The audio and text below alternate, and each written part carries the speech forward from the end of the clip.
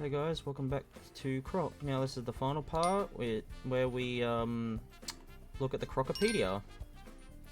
Crocimentary interviews.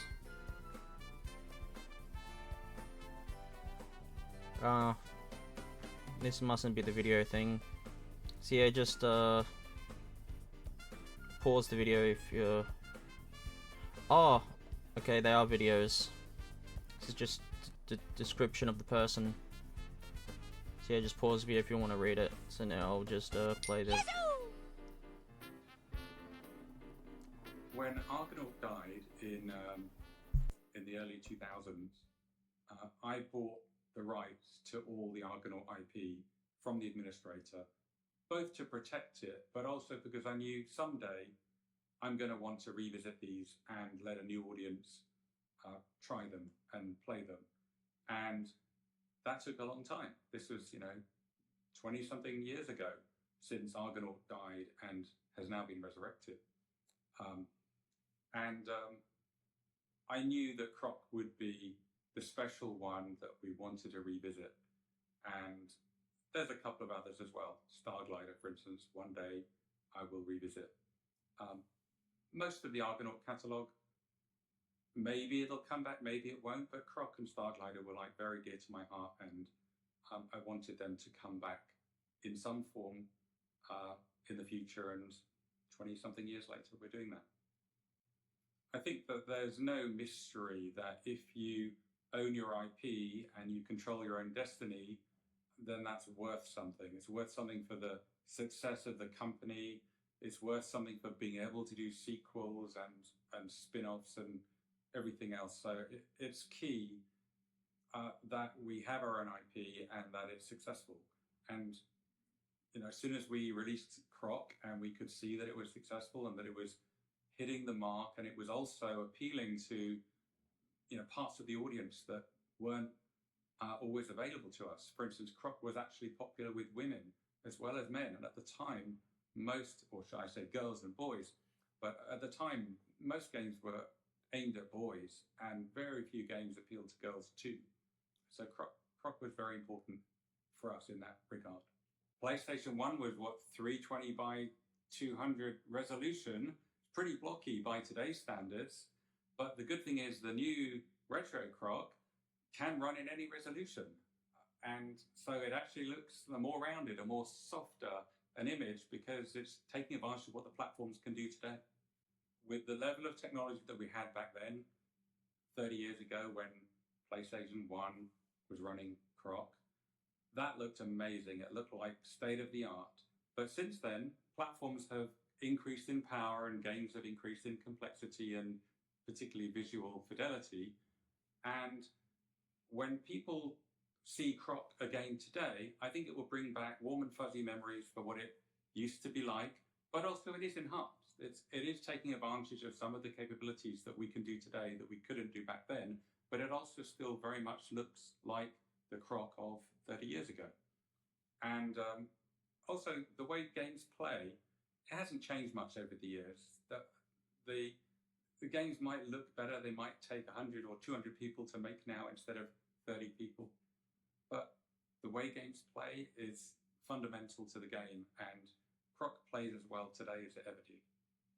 I think that Croc is universal because the stories are lovable, the characters are non-threatening and very enticing, the worlds are colorful, and the gameplay is really pure and fun. And maybe a lot of games these days are shoot everything in sight, and it's very different back then. And so the game of Croc is kind of a pure fun game, and harmless and yet extremely fun and enjoyable. I didn't leak it to purposely do anything. I'm just a very open book, much to some people's annoyance. And I was excited by the idea, and finally Croc was going to be remade. And I just couldn't wait to tell people. And I also didn't think it would be that much harm to leak that Croc was in development. It's not saying when it's going to come out. It's not saying who's doing it or what it's going to be, but just to leak that Croc is coming back. That was all I wanted to do, and it did generate a lot more interest than I thought it would, and a lot more PR, and it caused the strategic marketing guys in the new Argonaut to like have some kittens, because, you know, wow, this is about a year or so before we want to announce it. But on the other hand, it actually brought a few people to the table that we didn't know about. You know, some people have been able to join and help us on the way that we wouldn't have found if it wasn't out there that we were working on it. Well, I'm really, I love it when like owners like buy the IPs off those big publishers, because like those massive companies like that just don't care about the games. All they care about is the money. So if he didn't buy all of Argonaut's IPs off those big companies, then I don't think any of the Croc would have ever been remade. So,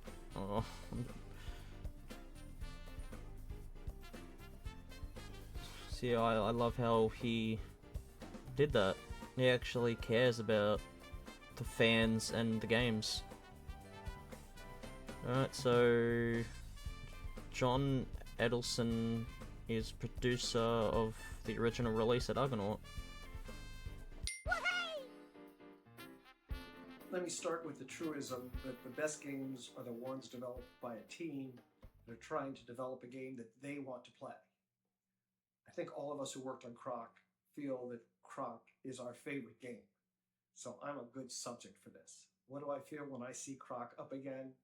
I feel joyous. I love that music. It's a brainworm. It's so much fun. I love it running through my head.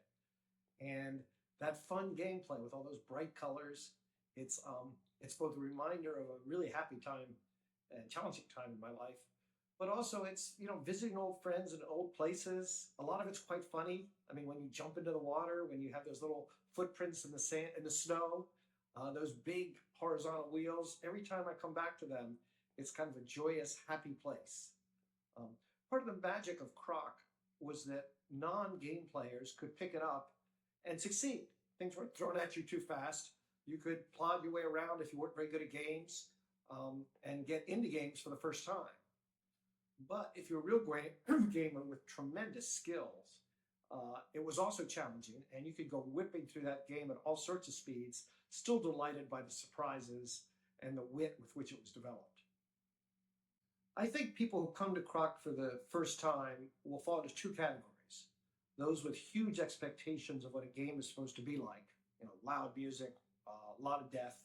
They might not take to it.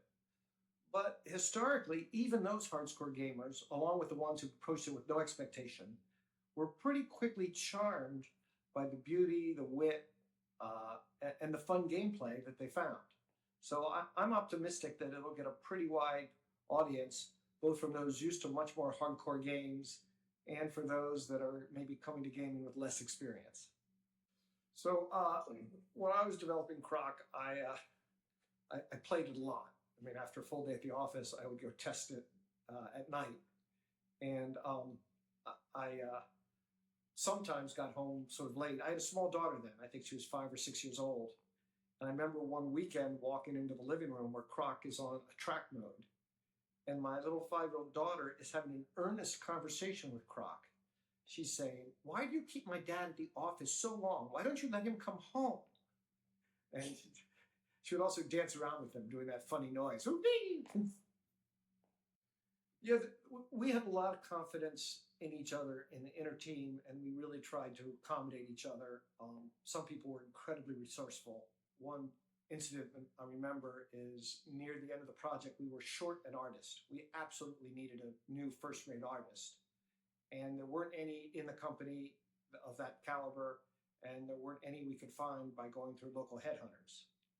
One day, one of our lead programmers didn't come to the office, which kind of surprised me. He never missed a day, Tony. The next day he was back, and there was an artist sitting there working. I was a little surprised because we have a whole hiring process and all. And I asked him, who are you? He says, I'm Mick. I'm a friend of Tony's. And it turns out Tony had driven up to the north of England, picked up his old friend who was suddenly available, brought him down, put him to work, and was part of the team. Now, given the level of trust between us, this went down real smooth. Although I did point out, you're not supposed to make a habit of this. He says, no, it was very special. But these were the sort of things that made it all come together. That we didn't stand on ceremony. We did what we could to get it out. Oh, Croc was a huge moment for me. I think it was a huge moment for everyone in the team and the company. The history of Argonaut was it had some huge high points early on. Starglider, Star Fox, just amazing stuff. And then they went through a less hot period where they'd grown a lot and they were trying to get through the growing pains. And Croc was the turning point for the company back on a big upswing. It's when we regained our mojo, we regained our reputation, it fixed a lot of our finances, made us a quite healthy financial company. It was a huge moment for all of us. Beyond that, it's one of the few times that a team actually worked. We had these incredibly talented programmers. Tony and Lloyd were the two leads. But they knew a lot about gameplay and art. And we let them speak up. We had a tremendous designer, Nick. He had a lot of feeling about how the game should be put together, including the art, and had a lot of input on the programming. We had level designers, the way that everybody would not stay in their lane and they would interact with each other, and the team worked. That's what's so amazing. Usually when you give people free rein to comment and discuss, well, it ends up being a little chaotic and not necessarily collaborative. In this case, it was tense, it was hard, we were really working against schedule, there were a lot of opinions, but we ended up with a fantastic product.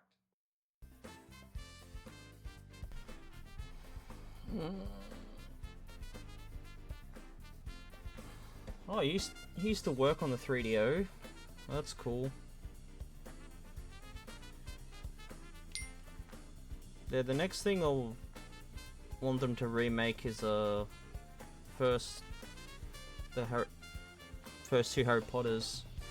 So I actually enjoyed that. Enjoyed those. Like they fixed the annoying cart thing on the first game at Gringotts. I hated that. It looks like a management. Right, there's the next one.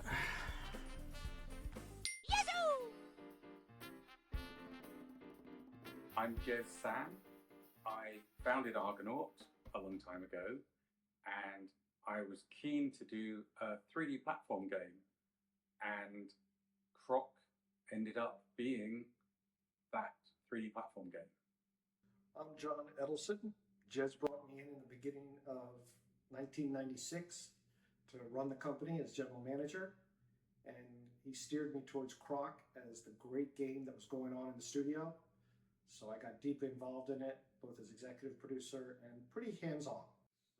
Argonaut was a small company of 10 to 15 developers, and then we signed this deal with Nintendo, which enabled Nintendo to learn how to build 3D games. And so we would spend time teaching Nintendo 3D.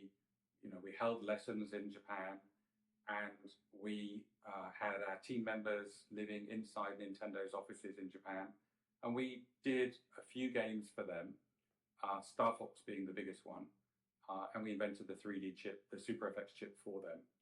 And after those 3 games, we pitched the idea of doing a 3D platform game to Nintendo. And at the time, it was the Yoshi character, not the Croc character. When Nintendo passed on it and basically said, no, Yoshi's ours, we're going to do that. That was when we thought, well, we still want to do a 3D platform game, so we had to invent a whole new world and new characters, and Croc was born. The dynamics of Argonaut were that for a while we were exclusive to Nintendo.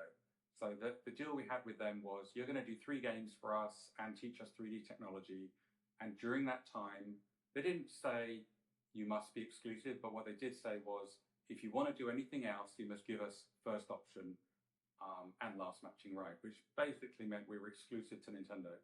And so we had to wait till the 3 games were up before we could do anything else. And it was at that point we told Nintendo, we want to do other things, we want to work on other platforms, the PlayStation, for instance. And that was kind of when we parted company, because Nintendo didn't want to continue with us on a non-exclusive basis. After we moved away from the concept of the Yoshi racing game, which was the game we were trying to pitch to Nintendo, we invented the Croc character, who was in a very early form at the time. This was not the Croc that we know and love today. And we had Croc running around a 3D world in a PC game engine. So Croc was the first game that we built that we wanted to own the IP. We didn't want to sell ourselves too early, which is the usual case with publishers, is that you show them an early prototype and they sign it up and then they lock up all the rights and they might even own the copyright on the thing that you created. And with Croc, we wanted to hold the IP. And part of the thing that enabled us to do that was, for the first time, we took outside investment into the company, not into a particular project. And that gave us some financial freedom with which to take more risks. And Croc, we did substantially under our own risk before we signed a deal with anyone. And, as we know, we signed it with Fox. And by the time that we signed it with Fox, Croc was already substantially developed. And so we were able to hold the IP, we were able to get a better deal in terms of the royalty rates than we would normally have got if we signed it early. So it was the stars aligning in multiple ways. And Croc was the first project that we did that with. When I joined Argonaut, there were about 100 employees on both the technology and the game side. On the game side, there were maybe 6 games in various stages of development. Croc was by far the largest team and the most promising. They were an amazing collection of talent, both on the technology side, the art side, the user interfaces, testing. It was all there. What was missing was the piece to get the games finished. Once you have a publisher who's willing to spend a lot of money at a certain date, they commit budget to TV and they commit it to the stores. You absolutely have to hit that date. That's make it or blow it. And I was pretty big on, we're going to hit our deadline. So the magic of the Croc development process was, first of all, a collection of amazing talent, a real vision, and building fantastic tools to get going. From then on, where I got deeply involved, a lot of it was keeping the team motivated, but there was a hardcore, maybe a half dozen people to whom Croc became their life. These people who were living and breathing the development process, coming in early, staying till late, coming in on the weekends, they're the ones that I heavily rewarded. I listened to constantly. Often they had some idea that they had trouble articulating, but it would take months to do, and I really had to decide whether or not to green light it or not. So it was working very closely with the team and recognizing those that are making the sacrifices to make it happen. So one of the things we learned when we worked with Nintendo, which was very good for them to learn how to make 3D games and very good for us to learn how to add IP and characters into games. So we both got something significant out of the Nintendo relationship. But one of the things that we learned from the way Nintendo worked was that they didn't schedule up front and they didn't design the games up front. They did lots of playgrounds and test areas and figured out what was fun. And they did that for a long time before they actually designed levels and were able to schedule something. And even then, I don't think Nintendo ever believed in schedules. I think they just, the Peter Molyneux approach to game design, which is it's done when it's done and no one knows in advance. Now, we couldn't afford to do that, being a commercial studio that had deadlines.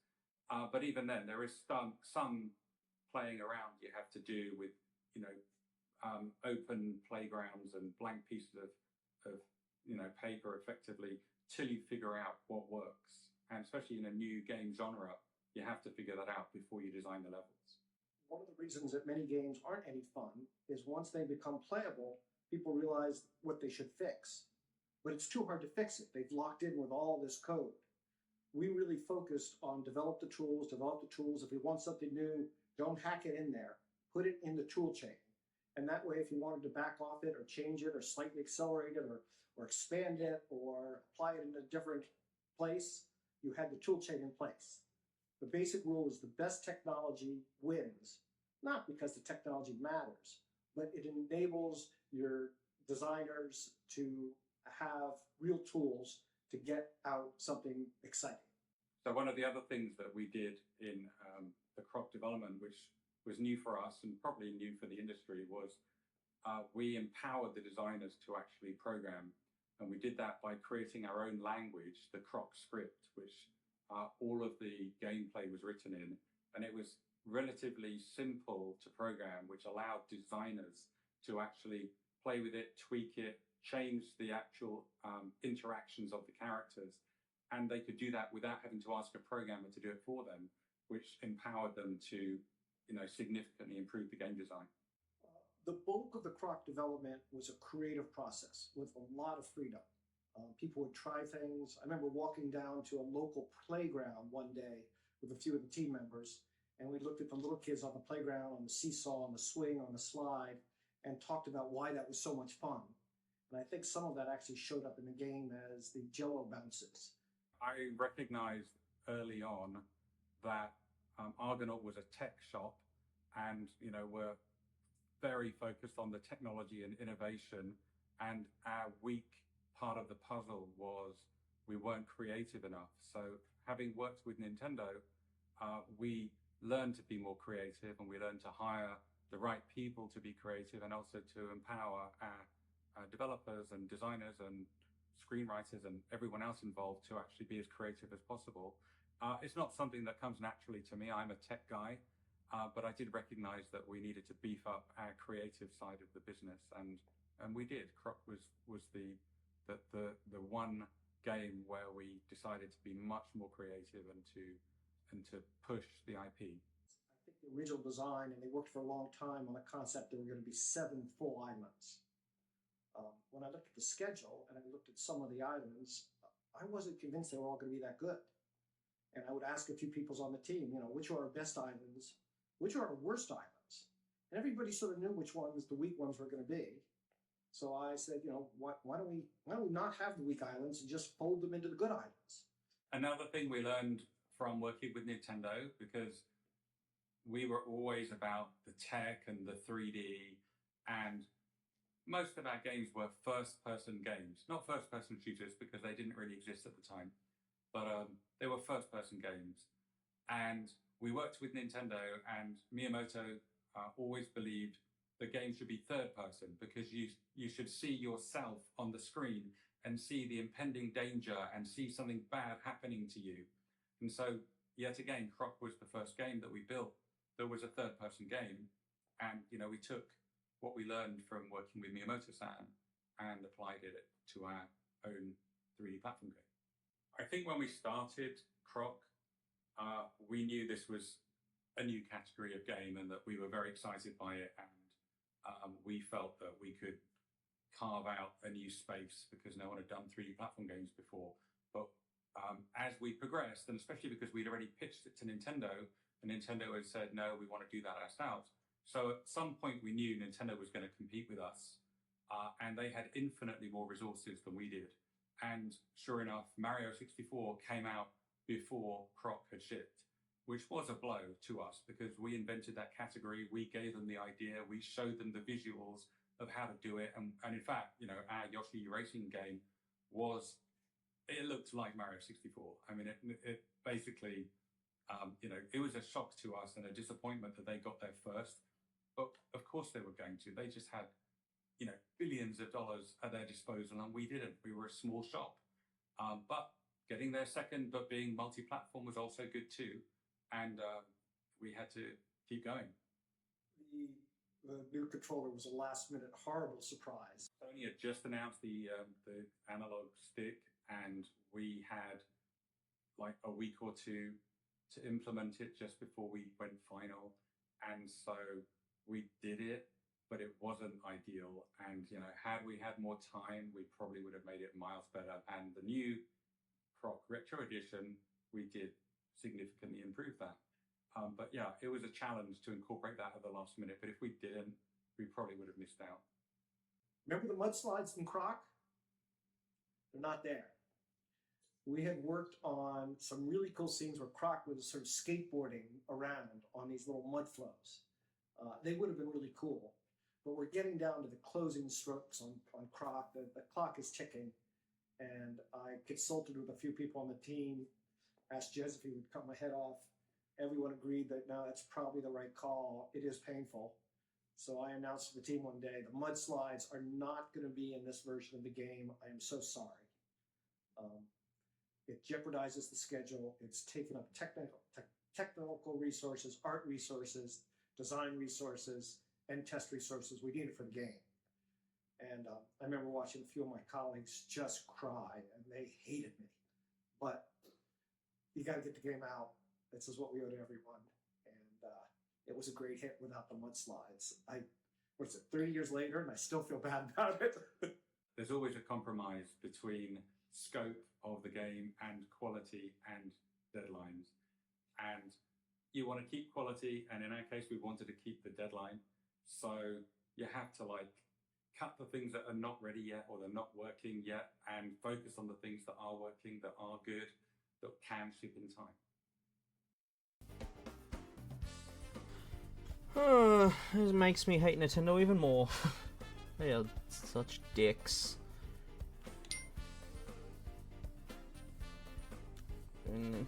Okay, looks like this guy was lead designer.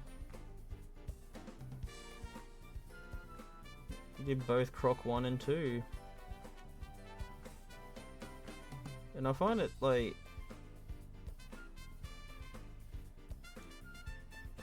cool that to find out when they announced stuff that was cut originally in the games. So I didn't even know that Mudslide 1 was real, was a thing. Oh, Argonaut made Scooby-Doo Mystery? Huh, okay. That's the only one I know of.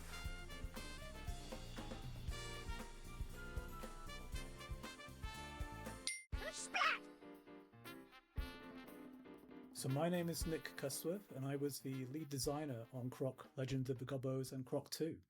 So I joined Argonaut in 1993, and the first game I worked on was Vortex for Super Nintendo with Super FX chip. Croc came, I think we started probably 95. I'd worked on a couple of other things for Argonaut within that time. I'd mentioned Creature Shock Deluxe. There was a Scooby-Doo game, a game that never came out, which was very interesting. But then, so Croc was probably the fourth thing that I'd worked on at Argonaut, and so my introduction to Croc came fairly early on. Jez had obviously demoed the Yoshi demo to Nintendo. And I was working on a project called Creature Shock Deluxe, which was taking the PC game Creature Shock, putting it on the Saturn and putting it on the PlayStation. While we were doing that, Tony and Lewis were working on some tech demos on the Saturn. And that just so happened to be the sort of early days of Croc. There was kind of this very chubby little crocodile running down these kind of snowy pipes, I seem to remember. My memory's not too great on it, but that's when I was first introduced to it. And then when the Creature Shock project ended, we sort of got talking, we had a load of ideas, and we were like, do you want to join the team? And at that point, it was probably only 3 or 4 people, if that. So my initial focus on the project was to really kind of establish what sort of game we wanted to make. We knew obviously it wanted to be a 3D platformer, but we didn't really know how to make that at all. So a lot of the early discussions with Tony and Lewis were really about what tools do we need to build this game? How are we going to take what's traditionally been a 2D format of video game platformer and turn it into a 3D platformer? And that led to kind of the Croc editor, which was used across a whole bunch of different projects, and also the scripting language that we developed, which again kind of had this lineage. I think it was conversation I'd had with Dylan during Star Fox days of how they put that together, and they had a very, very simple scripting language. It was basically machine code. So like a hexadecimal value followed by a hexadecimal value.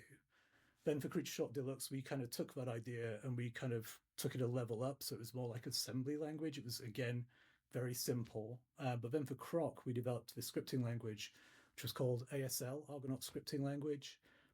And that was far more powerful. That was like a sort of human readable scripting language with which like the vast majority of the game was built in. I think the only thing moving in the game that wasn't scripted in the scripting language was Croc, who was hard coded. So a lot of those early discussions were really about how are we going to build this? And the editor came about because, you know, we were looking at, well, how do you build a 2D platformer? Well, it's a whole bunch of different tiles. So the thought was, well, why don't we take that, extrapolate it into 3D? So you basically, instead of building on a flat plane, you're building it within inside a cube. And that's how we'll build our maps. So we effectively, we used to call these sections of the level track pieces or tile pieces. And they slotted together the same way a 2D platform game would be put together, but in 3D with inside this cube. So really a lot of the early days of Croc were how are we going to build this and what does a 3D platformer actually play like and feel like to play. I remember the idea of a 3D platformer was floated around even during the Super FX times, but the limited amount of polygons that you could push around on the Super FX chip made that kind of like a hard problem to solve. So when the PlayStation and the Saturn came about, it kind of allowed us a little bit more flexibility to think about what that might actually look like as a 3D platformer. But there really was no point of reference. Obviously, games kind of came out a few during the development of Croc, and obviously many after. With Mario 64, of course, being the main one. But we didn't have really any sense of what anybody else was doing at the time. So every single problem that we faced, every single decision that we made was kind of, it felt kind of pioneery. It was the first time we were really tackling some of these problems, even though Argonaut has a great history of doing 3D games. I mean, it barely did any 2D games. You know, it was birthed in 3D. So even with all of that experience within the company, this sort of challenge of trying to translate a 2D platformer into 3D, yeah, it was. I wish I could remember specifics or any eureka moments. I don't think there really were any. It was kind of this gradual process of trial and error and trying different things. And like the camera is a huge part of that. And, you know, we had no real idea how to do a camera for a 3D platformer. And what we had in Croc worked with the control system but obviously, you know, anybody who's played any more modern platformers, you know, the camera in Croc is really quite primitive. And it was something that when Mario 64 came out, it was kind of like a bit of a shock because they'd kind of solved the camera first time out of the bat. And yeah, it was something that we struggled with a lot on Croc 1 and on Croc 2. Yeah, I mean, looking back on Croc, there is a lot of variety, and there's a lot of different characters in there, and they all do a unique thing, which is really nice. In terms of what we could draw on screen, again, this was kind of a discovery of what the hardware was able to do. We did set a hard limit on the distance of the worlds because anything beyond it, we were running into performance issues. I think the characters were of such low polygon counts that actually they weren't the main challenge. The main challenge really was environmental. And I think that the strong designs that Simon Keaton came up with and Peter Day came up with for the enemies and for Croc allowed sort of like really strong silhouettes in very low numbers of polygons. So really the characters, I don't seem to remember the characters ever being something that limited what we were able to push. It was mainly the world.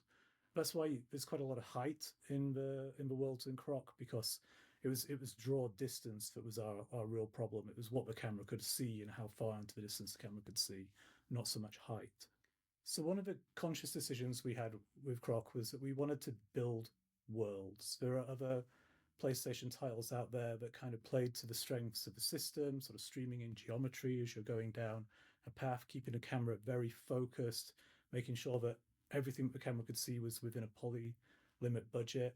We didn't really want to do that. We wanted a true open world, and we played to the strengths of the PlayStation in a different way.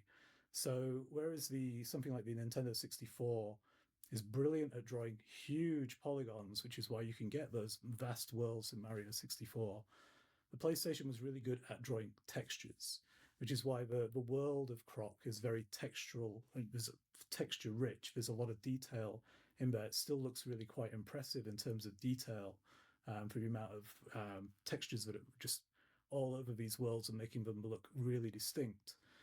So we could have possibly taken an approach where we kind of played to the limitations of this sort of draw distance limitation of the PlayStation, but we decided to create more solid, interesting, unique, intricate worlds, and we limited them by containing them to certain dimensions, and then each level you would go through a door to go into basically the next section of the game, which I think ultimately is part of the charm of the game. We saw it as a limitation at the time, but in talking to people that played the game and loved the game, it's actually something that we really appreciate, because every single room feels like a challenge, and there's like almost a puzzle to solve, or there's something to solve within that room. And once you've done it, you can move on, you go through the door, and it's the next set of challenges there. So what actually we thought was a limitation ended up being kind of a fundamental part of the enjoyment of playing the game, which is really interesting. Yeah, in terms of the world, there was a lot of thought put into them, but ultimately we kind of fell back on some tropes. You know, you've got the kind of the forest world, the ice world, the desert world, and then the castle. But you have to kind of put that in the context of all the other problems that we were trying to solve at the time. And it's like there's certain boundaries on how far you can kind of push things. So we felt this sort of safety in these very distinct worlds that had very distinct palettes. So it was clear when you went from one island to the next that something different was going to be there. And with the ice, the ice still looks really beautiful. And I distinctively remember as well, I think it's in the final boss arena with Baron Dante. There's like a stained glass window, and the light reflects onto the arena floor. And that was all done by hand. That was I remember the day walking in and just seeing it that day, and I think that was Mick that did that, and it was just, whoa, that's a sort of beautiful artistic touch that, you know, is completely faked but looks so convincing, and especially for a PlayStation, it looks brilliant. So looking at the scripting language, it was almost a blueprint for how game engines work now. It was a custom language, a syntax that we created ourselves, but its function was the same way some game engines, for example, use Lua or C#. But what it allowed was designers, programmers, artists to have an idea, code up a simple script, get it in game almost immediately, try things out. And that was the beauty of the whole tool chain, to be honest. The level editor was so quick to try out ideas. You could basically build a whole level in a day. I'd often go home on a night, have an idea, come in the morning, build it, script it, and it would be done the next day. So that obviously took quite a long time into development to get the tools as refined as that, and to get the characters and the enemies and the scripting language and everything up to that point. But once we were running really fast, because the tool chain, the pipeline, really allowed us to build everything really fast.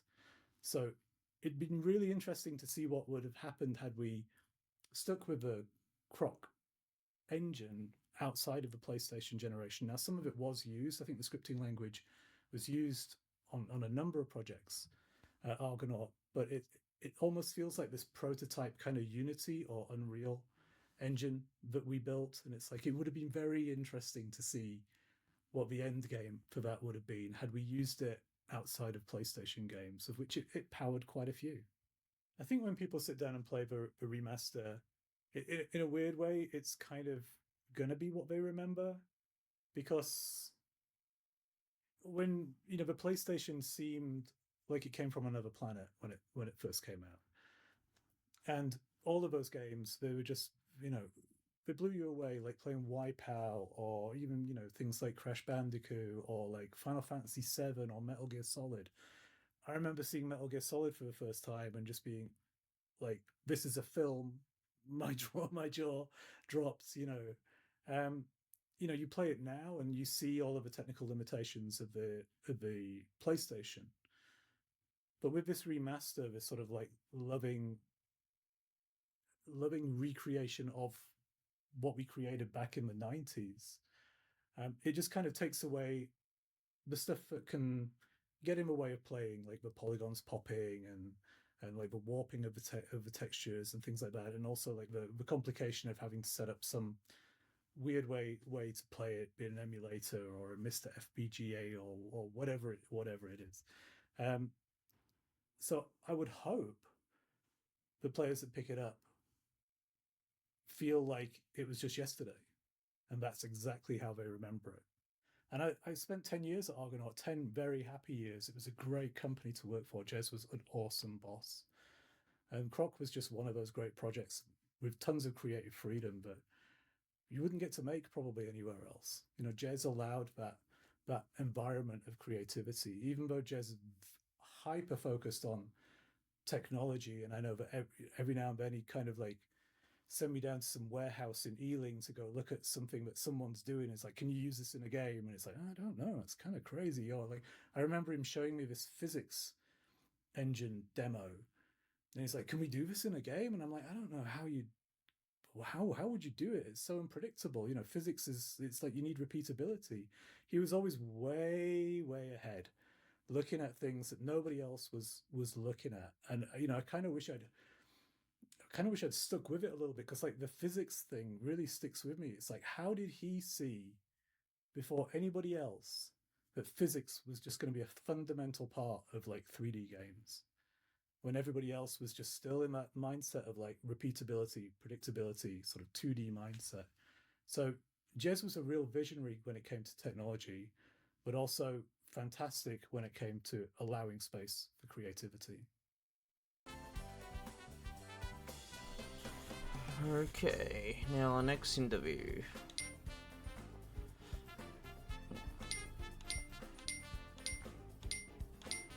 Oh god, there's a lot of interviews left.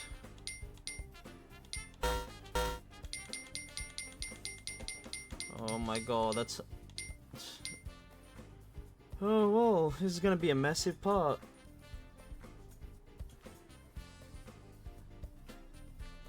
Oh.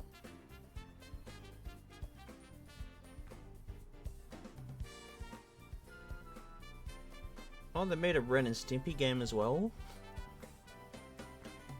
Well.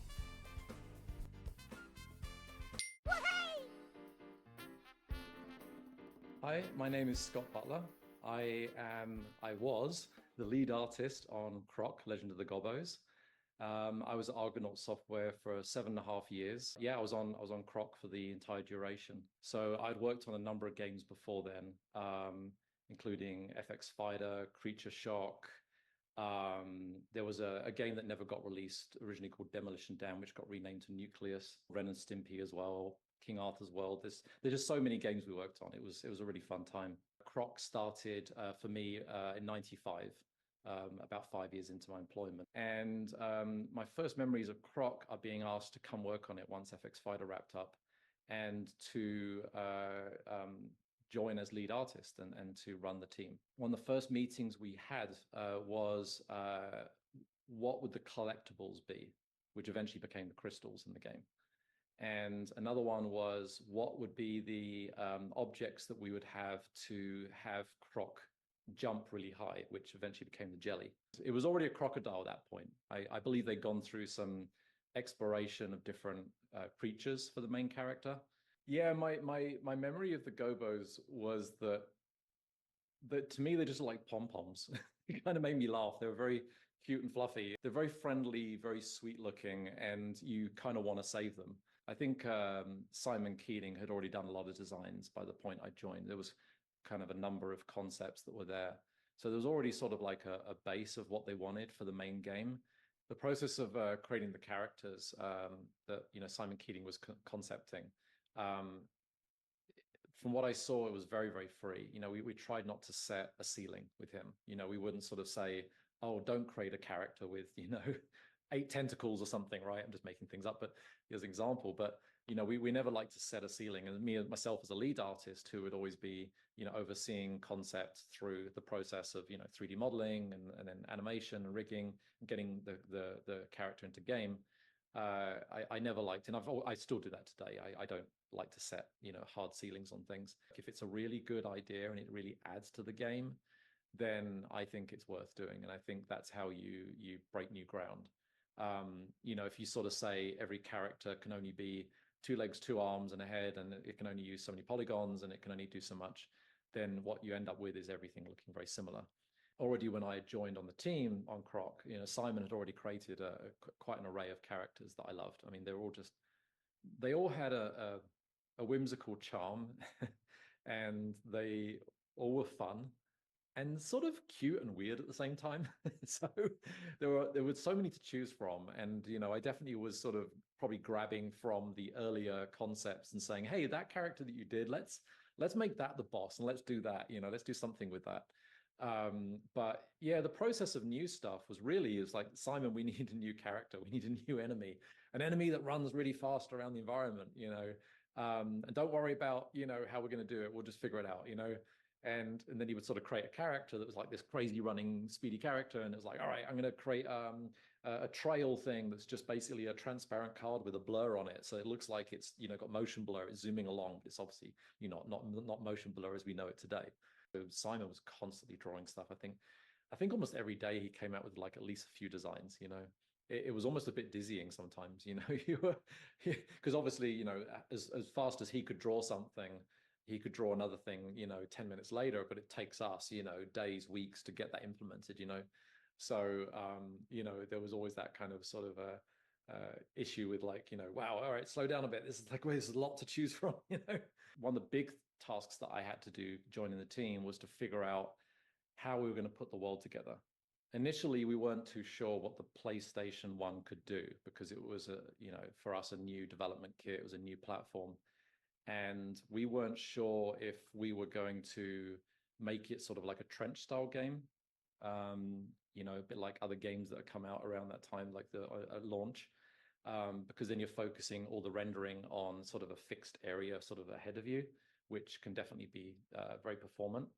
And we did that initially. We sort of had like a tunnel kind of environment where you sort of race through and collect stuff. But as we were experimenting, we got a Croc on screen running, on the spot, and then we realized that was running at 60 FPS, which was amazing. And it also was using a bit of skinning. The neck down to the tail and the legs were skinned, and then the arms and the head were parented objects, I believe. I should remember that because I did build him. Yeah, we then put loads more Crocs on screen. I think we had something like 30, 40, 50 Crocs, and it was like, wow, this platform's actually really powerful.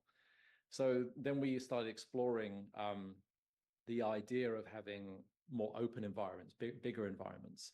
And we tried an arena, and I came up with a way to do environments that were very efficient and very editable. So I came up with a tiling system of corners, inverse corners, straights, blending from grass to another terrain and back and forth, and sort of drop-offs and rivers and things like that, and little cliffs and stuff. So that's when we started to realize that actually we can render something quite substantial. Yeah, well, once we had a lot of stuff running on screen, and we started exploring arenas. The arenas were basically enclosed, right? We eventually got doors and things and stuff like that to sort of extra areas, but we thought, can we render like, I don't know, sort of 16 by 16 tiles? Can we go a bit further? How much can we render? I know the PlayStation was one of the first things that had sort of built-in hardware fogging into the rendering system. So we experimented that a little bit. We've sort of pushed a little hard and fast, sort of expanding and expanding. We were constantly adding stuff, and because it was at the conceptual stage, it was early stages of having stuff built, getting the Croc built, getting some enemies built, getting some pickup objects and crates and things like that built. You know, I did the crystals. I did that in 3D Studio and rendered it out spinning around with multiple lights on it as little sprites. And then getting that sort of sprite engine working so you can have things that look like they're, you know, quite polygonal, got a lot of 3D in them, but they're actually a sprite scaling as you move around. We realized that yeah, we can do quite a lot with this platform. You know, we could get particle effects, we could get scrolling textures for like lava and water and things like that. Thinking back to like how that was 27 years ago or 29 years ago when we started in 95, you know, it was pretty I felt like it was pretty groundbreaking at the time. There were definitely PS1 games that was coming out after that had, you know, pretty big environments, but I feel like we were one of the first. It was really exciting. It was a really great, you know, exploratory game to work on with, you know, a new platform. We'd done 3D games before it, you know, with FX Fighter and some other games, but this was the first time we had a system that, you know, by default in its rendering engine could do so much. The platform was so powerful. It was kind of quite eye-opening, you know, how we started out with what we thought we could do. Given sort of limitations of earlier games like FX Fighter, we had sort of probably something like 80 polygons per character to 100 polygons per character. And now being able to do, you know, real-time skinning on Croc and so much 3D in the world, it was I would say it was probably at least 5 to 10x of what we initially thought we could do. I think the early process, and actually I think it continued on some way, was very open and free. You know, I think Jez really trusted us to make something. We all had experience, you know, a fair amount of experience in making games. And if there were sort of hard and fast deadlines, I wasn't too aware of it. I think he kind of tried to keep us, you know, creative and sort of the door was often closed. We're kind of locked in there almost, you know, if you like. I think, at least in my opinion, what I felt like was that our process was like, if we took one of our favorite 2D platformers, which does have a, you know, defined environment, right? You sort of come in here, you go through a bunch of stuff, you come out the other side into the next level, right? What if we kind of took that and then expanded it out this way, right, into a 3D area? And that sort of freedom to create and explore and to figure out what would platforming feel like in 3 dimensions. It wasn't the first 3D platformer, but it was certainly, I think, one of the first platformers to do it the way we did it, which was to really, you know, concentrate on exploration in the game, jumping onto platforms and having platforms move around in 3D. You know, some of them were going back and forth. And is that easy to jump on? Are you going to miss it? You're going to have problems with perception of depth to landing on things. You know, how does it feel to like jump on a crate and smash it? You know, and you know, what with your camera movement, are you able to sort of look around and get a feel for the environment and really kind of feel like you're sort of in there and exploring? And it was wonderful. And I felt like the freedom that we had to create and do that was amazing. In Simon Keating's Croc concepts, there are a lot of ideas that were just never put into Croc, but he was exploring on that side. He was sort of, you know, coming up with ideas and things with you know, visual concepts of like how something might look, and, you know, crazy characters and interesting puzzles and elements that you could have. And it was just so much fun to create it. The PlayStation, we always felt like kept up with what we were throwing in there, and it was quite amazing. Yeah, we had a lot of fun doing stuff like that. I mean, even the iterative process of coming up with ways to do things visually on screen that we really couldn't do back in the day in the 90s, as we know it now. I'll give you an example, like the ice bosses with the sort of ice yetis, you know, on the ice rink that had like a mountains and a fence around it. I remember saying to the team, you know, it would be really fun if we could do reflections. Now, when you think like now, 2024 reflections, it's, you know, ray tracing, it's you know, very sort of hardcore rendering engine stuff to do that. And the team just, you know, looked at me like I was crazy, and I says, no, let's grab the environment, all the fences, the mountains and everything, and then let's create a copy of that. Let's de-res it, lower resolution. Let's flip it upside down, tint it all blue with the textures, and then place that underneath the environment. And then instead of having transparency for the ice, you know, the characters running around on, which is very, very expensive on the PlayStation, what we'll do is we'll just create little patches of scratches. patches of scratches. Kind of strange. Sounds very Dr. Seuss. But little kind of like areas of like sort of little details and things that we could copy around, so that the amount of actual rendering on the fill rate of that was very, very minimal. But it gave the sense that there was a flaw. I don't know what the number was, but I would say like a 20% cost, because, you know, we had a bit of extra environment. But because the environment itself around the arena was quite simple compared to some of the other ones, we had sort of that cost, you know, already in there. So it was okay. You know, we couldn't render the characters upside down. I mean, technically we could, but it would have been too many characters on screen. So we didn't really have the Yetis and Croc upside down underneath, unfortunately. But, you know, for PS1 and for early players, you know, you sort of kind of use your imagination and block that in, you know. I feel working at Argonaut, the culture that we had was very sort of sandbox fun. You know, we were all very young, so it was all very early discovery for us. It was, you know, we were big games players. We've been playing games for years. But the way the culture worked at Argonaut, although we were always sort of, you know, having to get games out and make stuff and get deals with publishers, and, you know, because we were just a developer, you know, was always that sort of that little bit of pressure. But I always felt like, even with all that, we felt the company culture was always allowing us to have fun and to make stuff. I just think also mixed in with that time period of, you know, the 90s that I was there from like 90 to 97. It was just a fun time, because that was around when 3D was starting to kind of get off the ground. You know, we'd had 3D games prior to that, some early filled 3D games on the Amiga, obviously wireframe games before that, sort of vector graphics. But you know, we were starting to do stuff that was really kind of catching the eye of not only the players but the industry.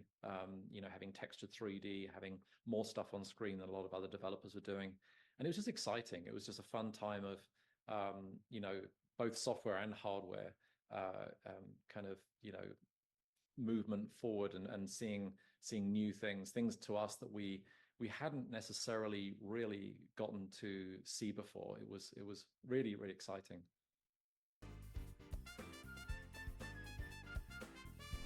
I'm getting really tired.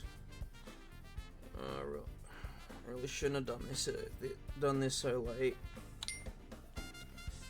There's a character, lead animator.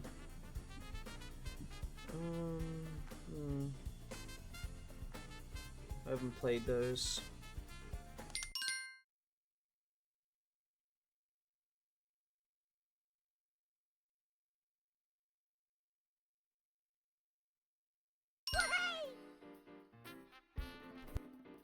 So my name's Jason Smith. I've been making games for 30 years this year, and Croc was the second game I worked on, and the first game of mine that shipped. The first game I worked on, actually the reason that I accepted the job at Argonaut originally to work with Jez and the rest of the team, was a game called Hot Ice. It was for Microsoft. It was a really exciting opportunity to work on in 3D animation in games. Back in '94, there weren't many companies doing that, right? And so I think it was seeing the really early technology that Argonaut had both built itself with Brenda, and also the games that they were using it for. For me, that was the decision in me joining the company. It was around similar time when Croc was becoming a concept, and I was friends with Simon Keating, who was the lead character designer on the project, and, you know, really kind of the creative force behind the world. Certainly at the initial concept stage. And so I would see his character designs, his sketches, his thoughts coming out on paper, and he was very visual, the way he presented his ideas, and I'm very visual as well, and I just really connected with his characters.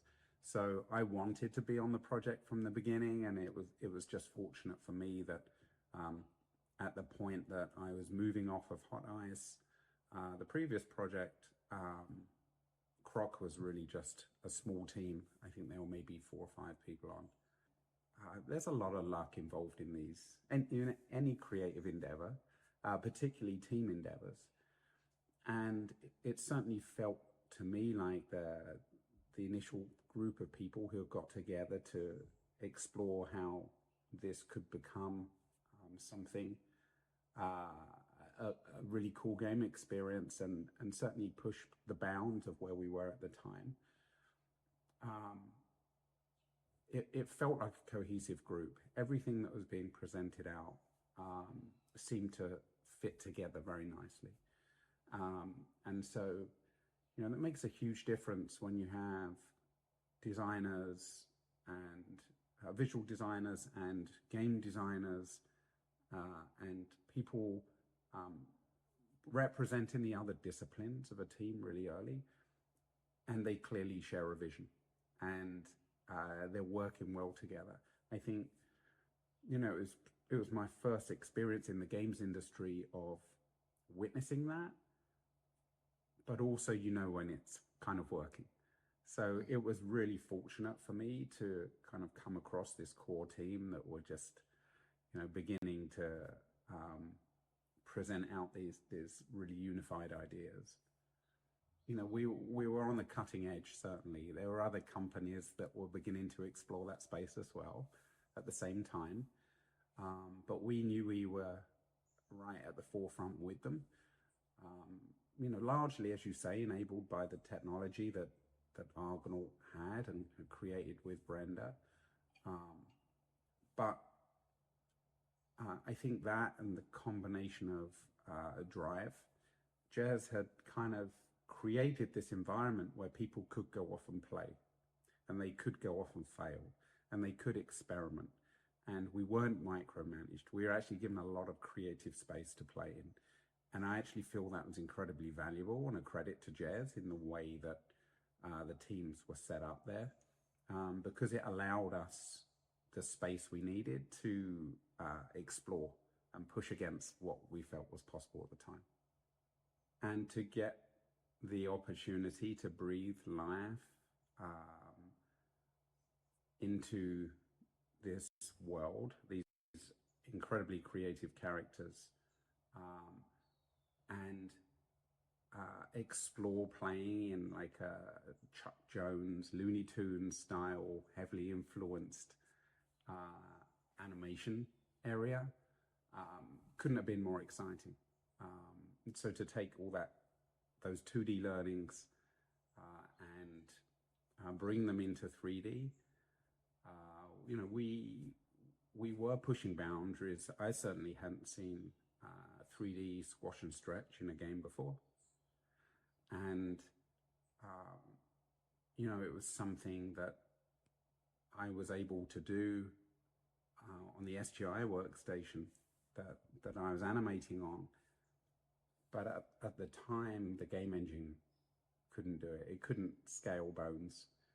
It was, you know, purely rotation based. And the engineers, I think once we'd had a few animations that really showed the benefits of bringing this style into the world, the engineers were amazing. They just jumped on it and made it work. It was more memory. It was obviously a more processor intensive at the time. And so I was throwing hurdles over the fence to the engineers, really.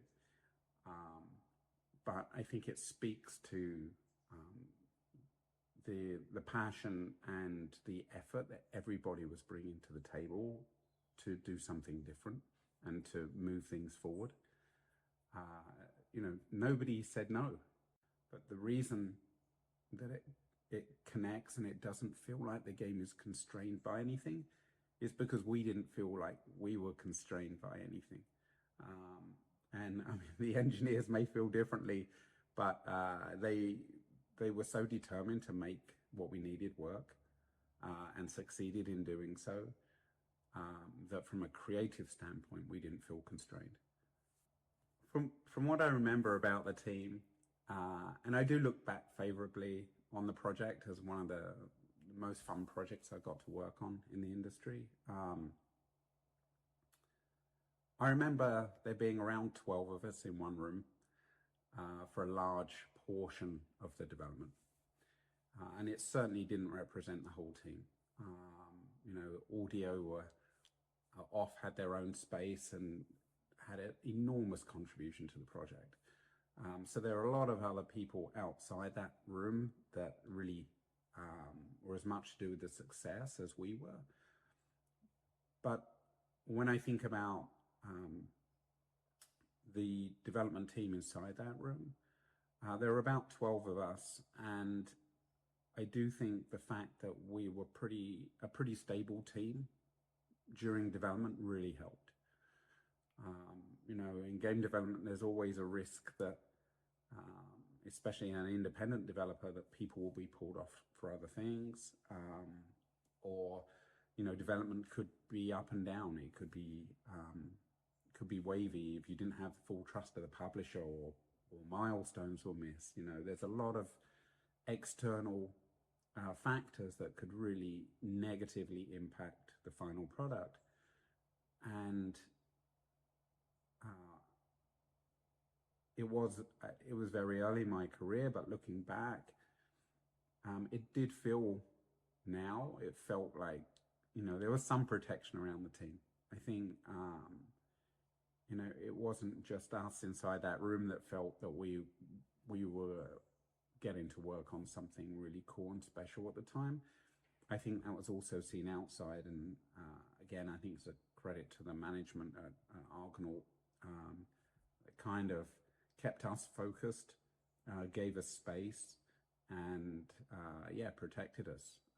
We didn't feel the external factors at that point kind of impacting development. There were milestones set, there were schedules, but as I look back, it didn't felt like we were being really corralled into those deadlines above and beyond everything else, or above and beyond the quality of the project. And you know, maybe that's one of the reasons that it stands out as being such a great project and a great experience at the time, is because it did feel creatively led. And again, I think that's just getting the right balance between the leadership, the producers, and the creative direction in the room. And I don't know how intentional that was to manage it in that way, but that was certainly what we ended up with. It was very evenly balanced, and you know, we put in the hours. It wasn't like we weren't aware of needing to get things done in time. But I think it's probably a combination of maybe the time in the industry and our age and enthusiasm for what we were doing by everybody in the room, along with the fact that we could iterate pretty quickly, even though they were very rudimentary tools back then comparatively. We kind of built pipelines in so much that we could iterate and improve on things, and feedback. Everybody had the ability to feedback into the game as well. So with a small team comparatively to now, it's so much quicker to work. And so I think that was one of the great reasons that you could make so much progress so quickly, and maybe one of the reasons that deadlines didn't seem so quite so dictatorial on how you were working. You could, you know, plow through and put the hours in and achieve what you wanted to. It was super exciting at the time, and it felt that just tackling things in a slightly different way, you could do something that nobody else had done before. And so it was incredibly spacious sandbox for being inventive and feeling like you're getting to push the envelope in different ways. And I know that everybody on the Croc team has stories that are just as interesting where they were doing things that hadn't been done before either. And I think, there was, I certainly feel very fortunate to have been in a room with a group of people that were that creative at the time, because everybody was just prepared to push things and try things, which were unique. I think fundamentally it was a fun game. It was probably one of the few games that I really enjoyed playing when we were building it, and so hopefully anybody who picks it up now, whether they played it before or not, that will still come through. That's kind of the best, the biggest gift, right? And that's kind of what you want to hear as somebody who's worked on games, is that people are enjoying it, whether it's for the first time or whether they played it before. So I think there's always a lot of work that goes on behind remastering and bringing these titles back, even if it's in a way that feels truly authentic to the original. But I think that is a craft in itself, and bringing that back in a way that really honors its past and provides that same original experience, but in a way that works really well on modern hardware, is kind of a perfect scenario. I think it's going to go down well. Alright, that video was kind of screwed up. Let me see how many's left. 1, 2, 3,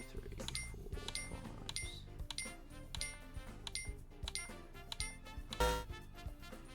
11 left, great.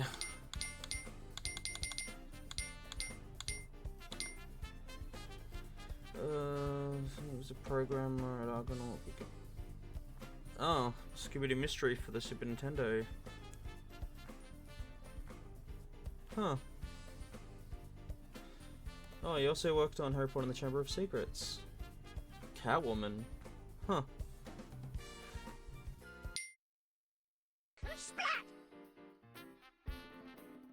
My name is Anthony Lloyd, and I was a programmer on Croc. So I was at Argonaut for a while. Before we started Croc, I worked on a few games before that. So when I started on Croc, we actually started it from the very beginning. There was no work at all before that point. The first work we did was on the Saturn. At the very beginning on Croc, there was myself, Lewis Gordon, and Nick Cusworth. When we started, I was not sure what we were sort of planning to do. It was more a case of like, how do we build like a game that's sort of never been done before? And I think that was one of the difficult things we had to get over, was the fact that nobody's done this. We're not sure how to do it. What do we need to do? It was difficult to start because we didn't have a lot of documentation on the consoles, how to do what we wanted to do with 3D. We had a demo which showed us how to draw a very simple landscape on the Saturn, and then we moved on to the PlayStation. But we had no tooling really. We Argonaut at the time were working on Brenda, so we could use that on PC, which gave us some good visualization of what it would look like. I think that's it. We sort of had to do all the tooling from the very start. No tooling was available, no editors or examples really. Yeah, so when we started, we called it Croc Editor. It wasn't on Windows, it was on PC. From DOS, you started it. You then, to do rapid prototyping of platforms, characters, anything like that, we would write something called strats in something called, I think we call it Argonaut Strategy Language, ASL for short. And that was a very quick way of adding virtually everything in the game to the game, which was quick. Whether it was a great idea long term, it did limit us a little bit of how much we could do because it wasn't as fast as writing it all in native code, but it was quick to add levels, add ideas, so we could prototype gameplay ideas and then test them. And if they worked, brilliant, they went in the game. If they didn't work, they didn't go on the game. When we came up with the idea for a character, I think we went through a few iterations. We wanted something that was like upright, walked on 2 feet, and was instantly recognizable. The thing I remember is we gave him 1 tooth so we could see which way he was like orientated at any time instead of 2, and a backpack because he looked a bit drab without a backpack. It was just green, like lizard on screen. When we used to try things, we were mindful that it had to work on both the Saturn and the PlayStation. So it did limit us a little bit. Like we didn't use triangles. A lot of people don't probably know that on Croc 1 or Croc, Legend of the Gobbos, but we only used quads, and the textures had to be really limited because we weren't yet at the time cross-platform on the Saturn as well, and it could only do quads for four-sided triangles, four-sided squares, rectangles. I think the team grew not that quickly. I remember we had an animator, then we needed artists, but it was quite a small team at all times. It was never a massive team. In fact, I think we stayed in the room we started in. So the room, I don't know how big it was, but it wasn't a massive room.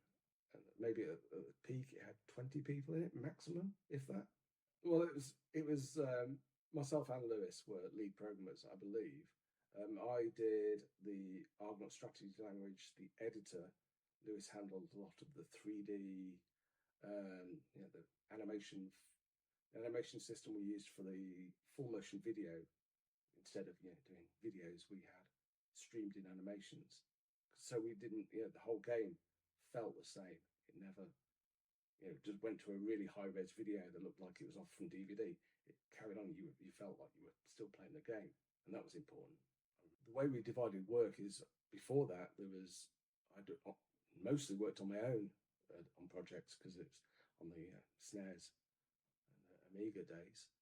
It was one programmer did everything, but we could now divide the work between us based on what we were actually good at. So I'd had a lot of experience in writing like assembly, which used instructions to read the instruction. It would move left for 800 units. And I thought, we could use this for our strategy language. And Lewis was really good at 3D, and he'd done a lot of maths at uni and things like that. I never went to university, so I was just good at gameplay as well. So that's how we split that work up. When we didn't know how to do something, if it niggled us for quite a while, you go, maybe I can do that. Get that working somehow. There was a bit of that. The way we went about milestones, I guess we'd call them that now. I don't know if we had that sort of system in place for milestones. Not internally, anyhow. At the start, it was mostly playing around, making the game what we wanted it to be. And then somebody probably came up with a date and we'd have to hit it.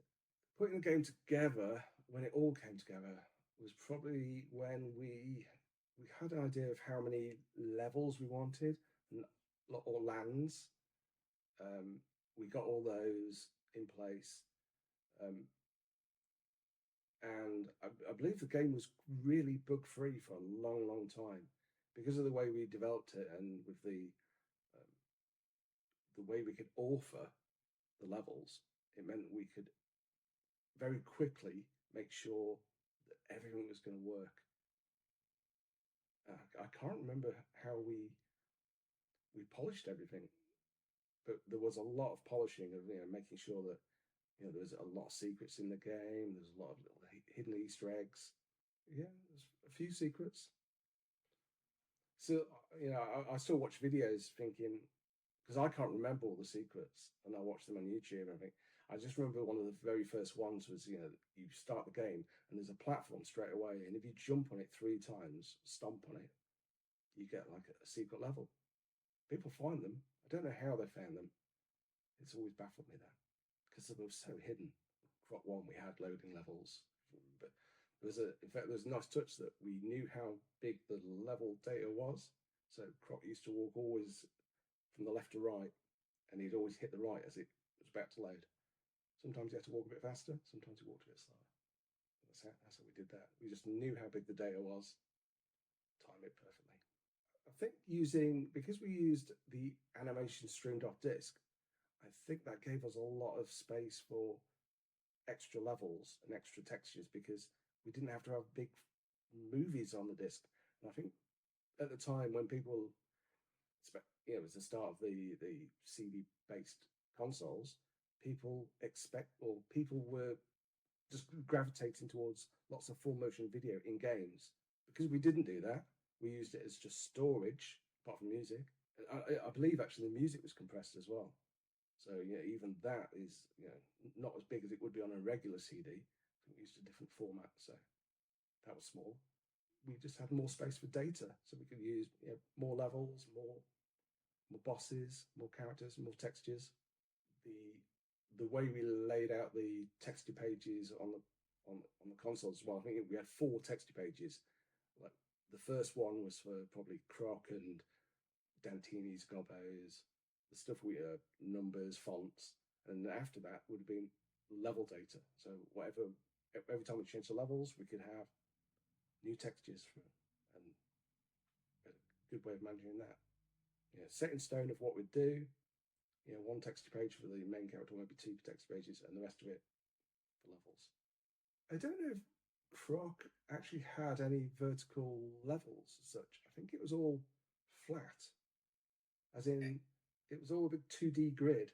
I remember in the editor, what we used to do is it was a bit like on the early like Commodore games, where it'd be like laid out in just a grid fashion, and we'd decide to put what we used to call track pieces. I don't know if people have used that term before. These track pieces would all fit together. You drop one, and if it needed a corner, it'd place that where you needed it. And we could build up entire levels out of these track pieces, which would then just, obviously, because it's you have track piece 0 there, track piece 1, track piece 1 again, track piece 1. You could store those in just a very small array of data for a whole massive level. Croc development was different to a lot of projects at Argonaut at the time, because yes, it was really inclusive, as in what people could do, and because anybody could just start their own little level and play around and just make ideas. They didn't need to get a programmer.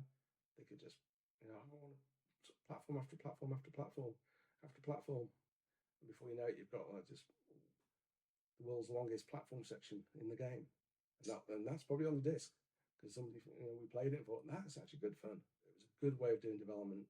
I remember being really nice, and there was games after that I worked on that you couldn't really do that. I think until recently, with the new mega engines out there, it's allowing more people to do that these days, which is it's really nice to see that.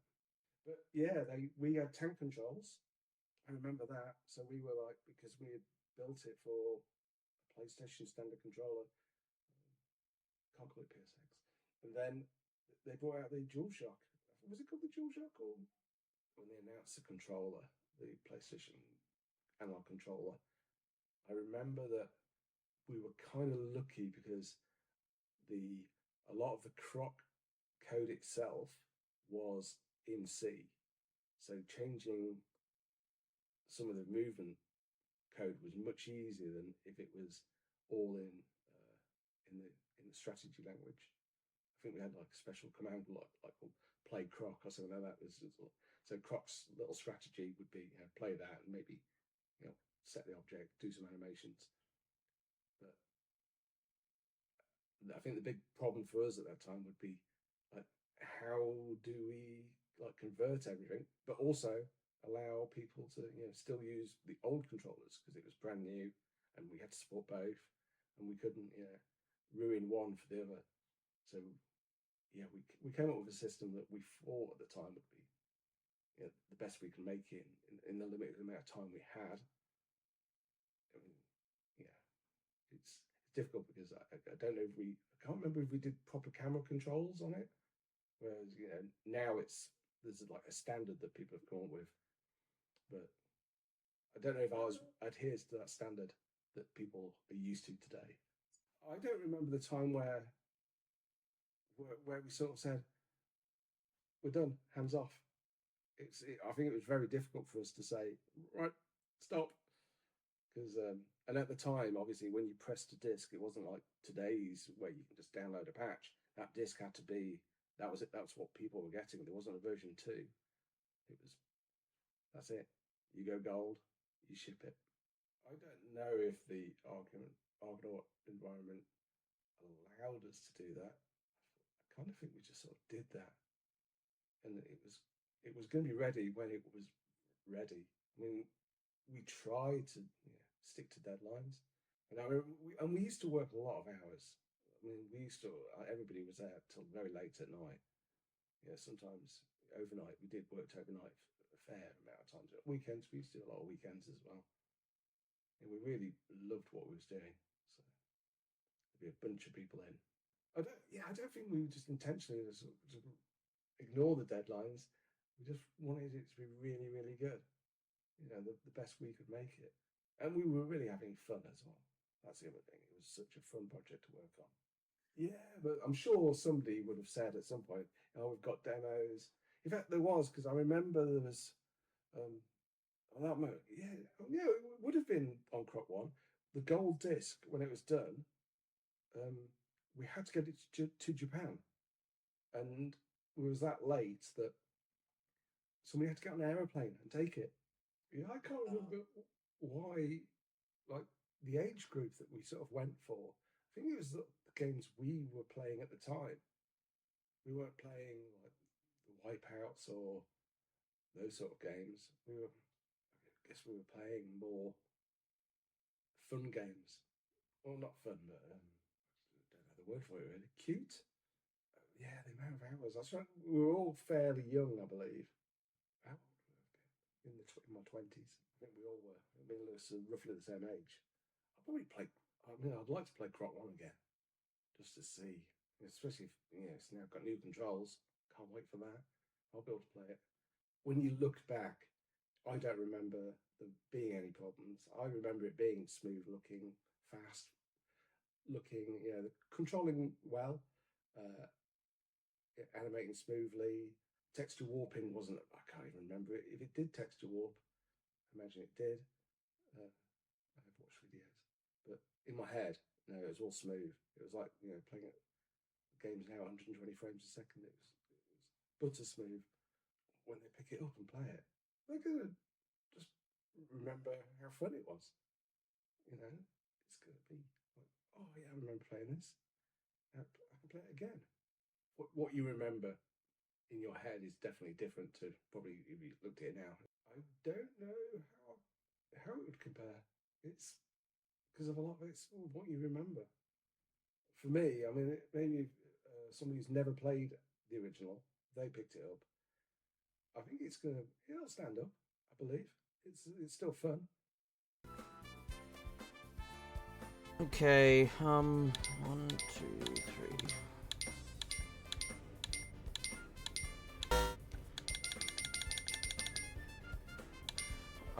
This has gone on for like ages, so I'm gonna stop it here.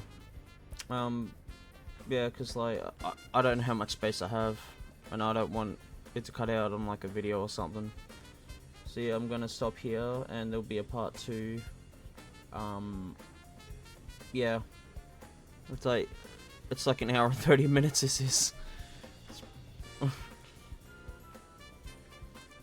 Yeah. Next part we'll just look at Justin Scavona. I probably completely butchered that name, but yeah, we'll look at his interview in the next part. See ya.